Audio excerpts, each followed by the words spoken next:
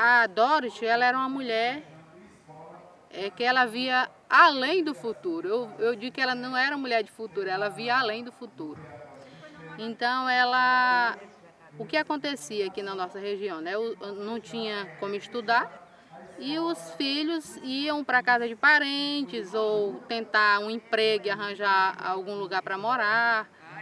E iam e não voltavam, né? Eles iam lá, arranjavam um emprego e geralmente era mais fácil os pais vender a terra, ou abandonar a terra e ir para onde os filhos do que os filhos retornarem.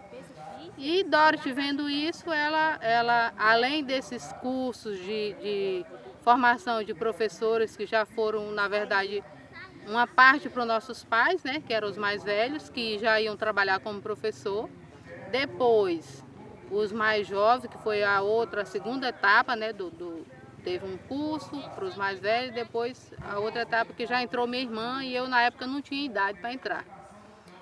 E aí ela começou, vendo essa questão de que o pessoal ia e não voltava, ela foi procurando esses cursos que o pessoal fazia e ficava sendo professor na região, né, que tinha uma carência muito grande.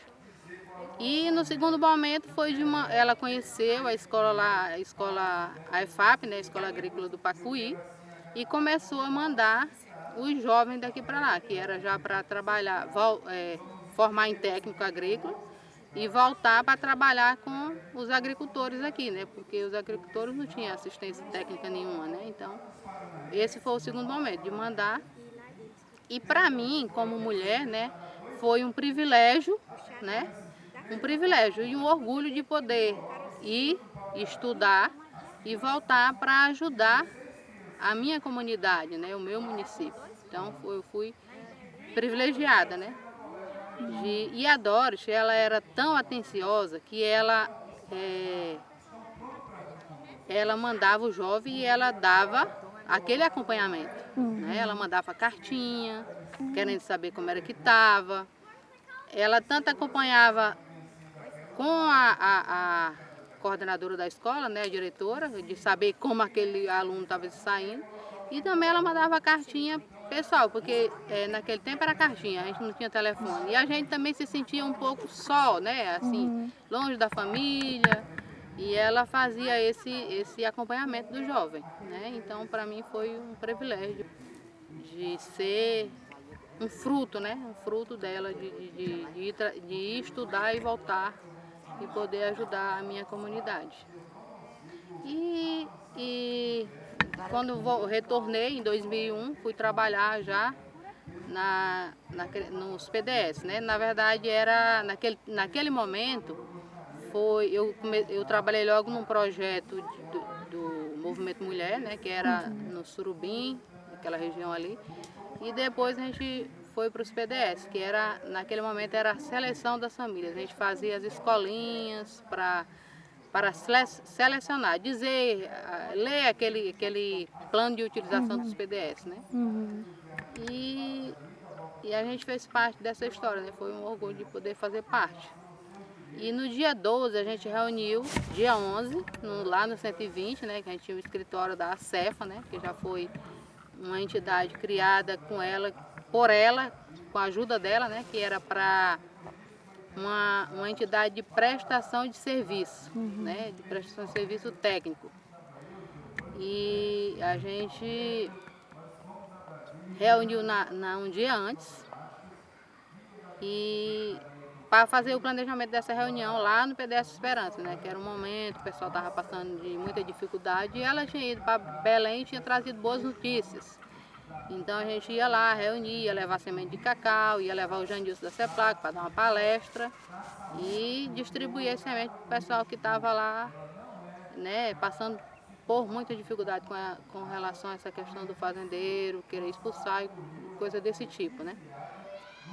E a gente reuniu, planejou, mas na verdade, eu trabalhava no Virola, eu e o Ailson, e o Reginaldo e o Geraldo trabalhavam no Esperança. Só que tinha lá, ao mesmo tempo, tinha em Porto de Mós a criação da Verde para Sempre. E aí eu fui convidada para ir para essa reunião de criação, né? E eu também tinha vontade de ir, né? E a gente foi. E aí eu nesse dia lá, tinha muita gente reunida e eu tinha me afastado porque não estava me sentindo bem. E aí eu percebi aquela movimentação diferente, o pessoal, todo mundo se deslocando, e um para o lado e outro para o outro, e eu vim para ver o que realmente era, né? E só que naquele momento que me falaram, eu na verdade não acreditei, né? Eu fiquei assim, em choque, eu não acreditava que aquilo pudesse acontecer. Foi um dia muito difícil, a gente retornou, a gente estava numa comunidade de Porto de Mós, a gente retornou, né, para a cidade lá de Porto de Mós, e a gente tentou vir, mas a gente não conseguia vir para Altamira, né, que a gente tinha que vir para Altamira e depois vir para Anapu. E aí a gente só conseguiu vir no outro dia.